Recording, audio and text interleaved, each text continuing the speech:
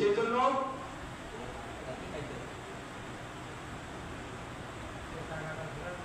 একটা টাকা রাখেন,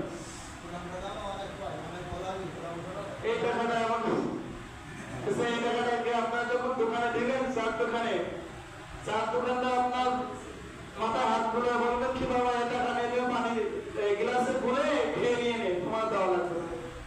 আচ্ছা এই টাকা কি দেয় মসজিদে কেউ বলে? আপনার সামর্থ্য নেই, আপনি দিবেন না, এক টাকা দেন, কিন্তু এমন ছেলে টাকা দিয়ে কি করুন বলেন? আপনি গুনাহগার হবেন। কেননা এই টাকা তো আপনি বাইরে চালাতে পারতেছেন না, সেটা আল্লাহর ঘরে মসজিদে ঢুকাইতেছেন, এটা তো আপনি গুনাহগার হবেন। কি গুনাহগার হবেন না? মানে এই যে টাকাটা দেখতে পাচ্ছেন আপনারা, মসজিদে যত টাকা দিবে সেরা ফাটা পোষা এই টাকাগুলো দিবে, ইঁদুরে খেয়ে গেছে এটা দিচ্ছে। বলেন আমরা কোন জামানায় আছি?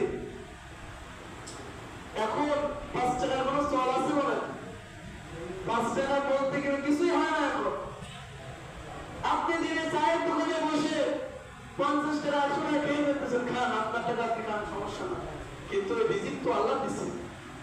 আপনি 50 টাকা না খেয়ে 40 টাকা খান, অথবা 50 টাকা খেয়ে আপনি 10 টাকা বাড়তি রেখে দেন, যে